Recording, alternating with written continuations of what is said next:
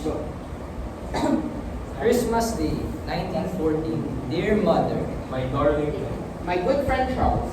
my dear sister Janet, it is 2 o'clock in the morning, and most of our men are asleep in their dugouts. yet I could not speak myself before writing to you the wonderful events of Christmas Eve. In truth, what happened seems like almost a fairy tale. And if I hadn't been through it myself, I would scarcely believe it. Just imagine, while you and the family sang carols before the fire there in London, I did the same with enemy soldiers here on the battlefields of France. As I wrote before, there has been little serious fighting of late. The first battles of the war left so many dead that both sides have held back until replacements could come from home. So, we have mostly stayed in our trenches and waited. Oh, what a terrible waiting it has been, knowing that any moment an artillery shall might land and smoke the silence of the trench, killing or maiming several men. And in daylight not daring to lift our heads above the ground for fear of the sniper's bullet. In the rain, it has fallen almost daily.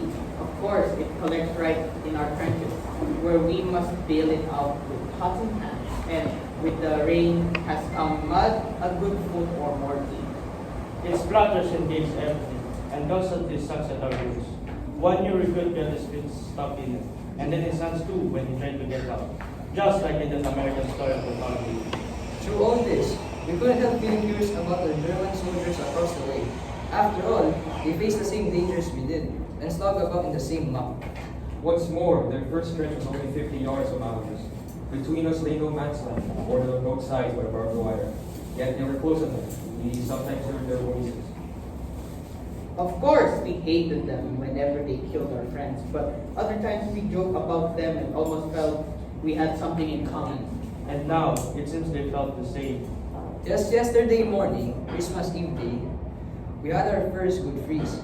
Cold as we were, we welcomed it because at least the mud froze solid. Everything was stitched white with frost, while a bright sun shone over all. Perfect Christmas weather.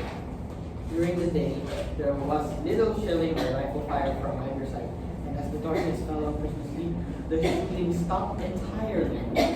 Our first complete silence in March. We hoped it might promise a peaceful holiday, but we didn't count on it.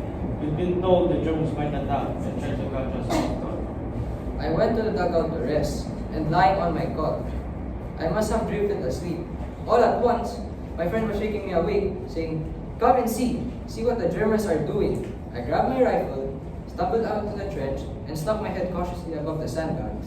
I never hoped to see a stranger and more lovely sight. Clusters of tiny lights were shining all along the German line, left and right, as far as the eye could see. What is it? I asked in big bewilderment, and someone answered, "Christmas trees!" And so it was. The Germans had placed Christmas trees in front of their trenches, lit by candle or lantern, like beacons of goodwill. And then, we heard their voices raising song, "Stille Nacht, Heilige Nacht." This carol may not yet be familiar to us in Britain, but one soldier knew it in drastic. Silent night, holy night. I have never heard one lovelier or more meaningful. That quiet, clear night. It's dark, softened by the first quarter.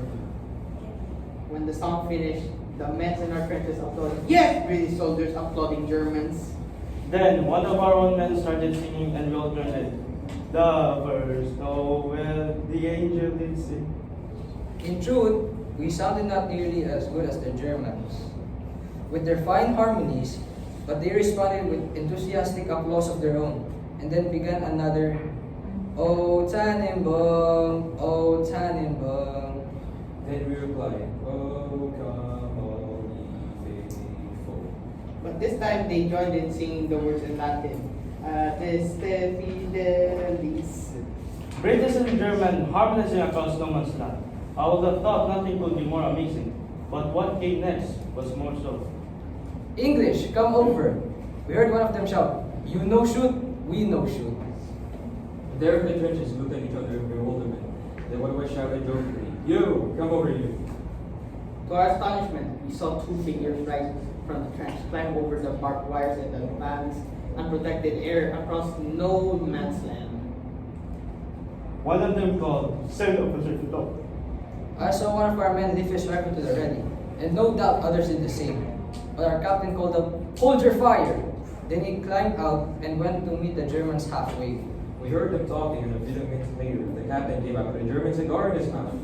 We've agreed there will be no shooting before midnight tomorrow, he announced. But sentries are to remain on duty, and the rest of you stay alert. Across the way, we could make out groups of 2 or 3 men starting out of trenches and coming towards us. Then some of us were grabbing out too, and in minutes more, there, we were in no man's land. Over 100 soldiers and officers on each side, shaking hands with men we'd been trying to kill just hours earlier. Before long, a bonfire was built, and around it, we mingled British khaki and German grey.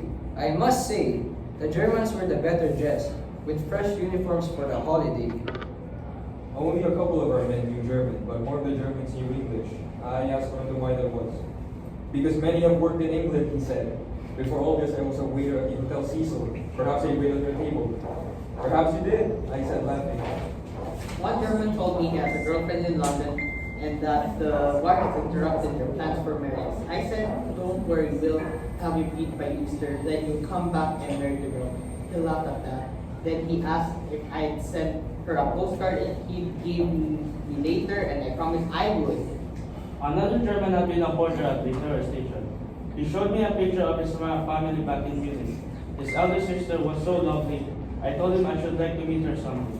He beamed and said he would like that very much, and gave me his family's address. Even those who could not converse could still exchange gifts. Our cigarettes for their cigars, our tea for their coffee, our corned beef for their sausage, badges and buttons from uniform exchange owners. And one of our lads walked up with an infamous spiked helmet. I myself treated a jackknife for leather equipment bill. A fine souvenir to show when I get home. Newspapers too changed hands, and the Germans piled with letters at ours. They assured us that France was finished and Russia nearly beaten too.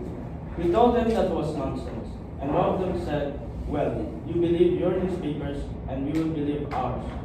Clearly, they are lied to. Yet, after meeting these men, I wonder how truthful our own newspapers have been. These are not the savage barbarians we write so much about. They are men with homes and families, hopes and fears, principles, and yes, love of country. In other words, men like ourselves. Why are we led to believe otherwise? As it grew late, a few more songs were traded around the fire. And then, all joined in for I Am Not Lying to You, Old Lang Syne. Then we parted with promises to meet again tomorrow. And even some talks of a football match. I was just started back to the trenches when an older German clutched my arm. My God, he said, why cannot we have peace and all go home? I told him gently that he must ask your emperor. He looked at me then searchingly. Perhaps, my friend, but also we must ask our hearts. And so, dear mother, Dear wife, Dear friend, Dear sister, tell me, has there ever been such a Christmas Eve in all history? and what does it all mean? This impossibly befriending of enemies. for the fighting here, of course, it means regrettably little. Listen, fellows, those soldiers may be, but they follow orders and we do the same. besides, we are here to stop their army and send it home, and never will return that duty.